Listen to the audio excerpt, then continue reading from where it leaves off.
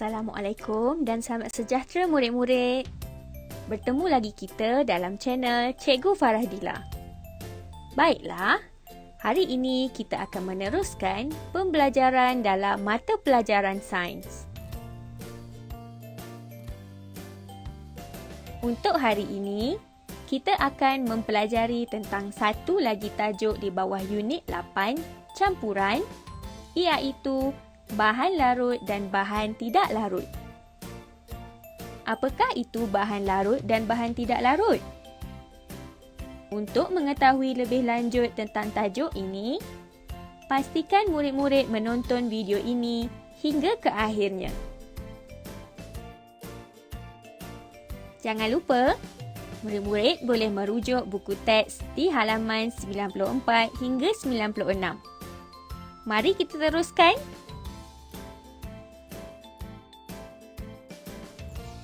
Objektif pembelajaran pada hari ini adalah, pada akhir pembelajaran, murid dapat mengenal pasti bahan yang boleh larut dan tidak boleh larut.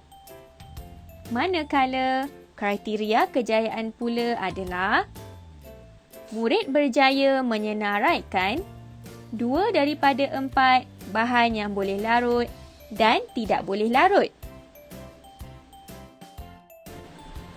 Baiklah murid-murid, kita mulakan pembelajaran dengan aktiviti yang pertama, iaitu memerhatikan kelarutan bahan untuk mengenal pasti bahan larut dan bahan tidak larut.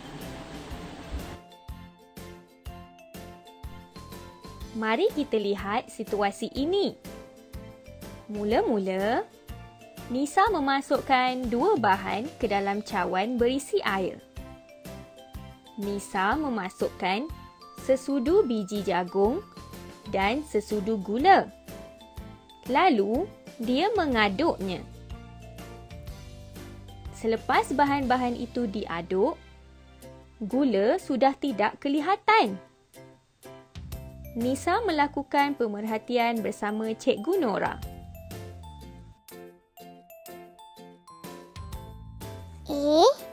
Ke mana hilangnya gula? Mengapakah biji jagung masih kelihatan? Gula tidak hilang.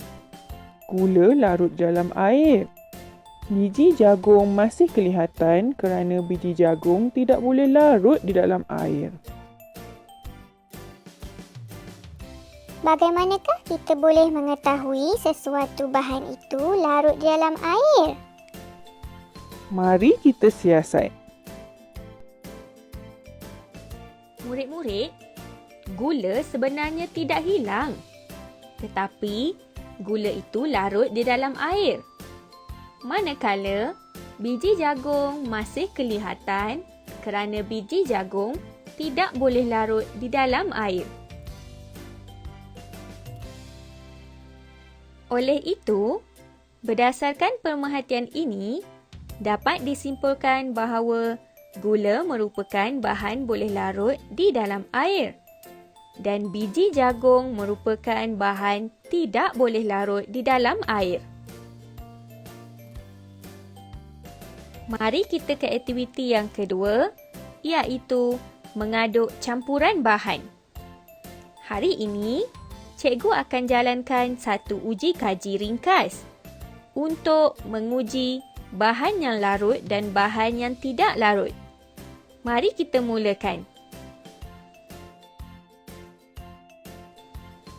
Antara alat dan bahan yang diperlukan adalah air, 3 buah bikar yang berlabel, rod kaca, 1 sudu kecil garam, 1 sudu kecil kacang hijau dan 1 sudu kecil beras. Langkah pertama, tuang 200 ml air ke dalam setiap bikar. Kemudian, masukkan garam ke dalam bikar A, kacang hijau ke dalam bikar B dan beras ke dalam bikar C. Setiap bikar perlu diaduk dan perhatikan setiap perubahan yang berlaku. Mari kita lihat keputusan uji kaji yang telah cikgu jalankan.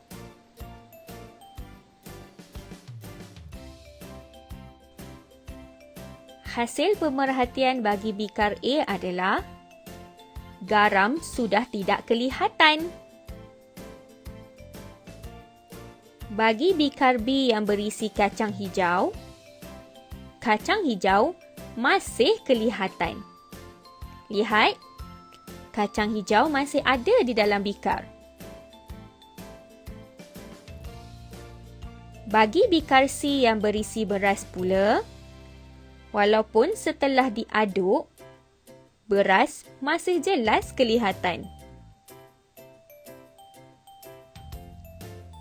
Kesimpulan bagi uji kaji ini adalah garam larut di dalam air, manakala kacang dan beras tidak larut di dalam air. Berdasarkan pembelajaran pada hari ini, dapat disimpulkan bahawa terdapat bahan yang boleh larut di dalam air, contohnya seperti gula dan garam. Ada juga bahan yang tidak boleh larut di dalam air. Contoh bahan yang tidak larut dalam air adalah beras, kacang hijau dan biji jagung. Cikgu berharap murid-murid dapat memahami apa yang telah kita belajar sebentar tadi. Kita sudah tiba di bahagian latihan. Sebagai pengukuhan, murid diminta untuk membuat buku aktiviti sains di halaman 58. Murid perlu membaca dan fahamkan kehendak soalan.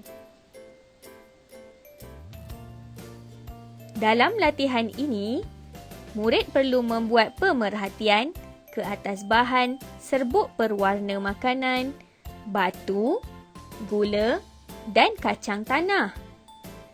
Nyatakan sama ada bahan-bahan tersebut boleh larut atau tidak larut selepas diaduk. Jangan lupa untuk menghantar hasil tugasan melalui aplikasi WhatsApp ke nombor personal cikgu. Jangan lupa ya. Baiklah murid-murid, kita sudah berada di akhir pembelajaran. Cikgu berharap murid-murid mendapat ilmu yang bermanfaat. Terima kasih atas perhatian yang telah diberikan. Bertemu lagi dalam pembelajaran yang seterusnya. Bye!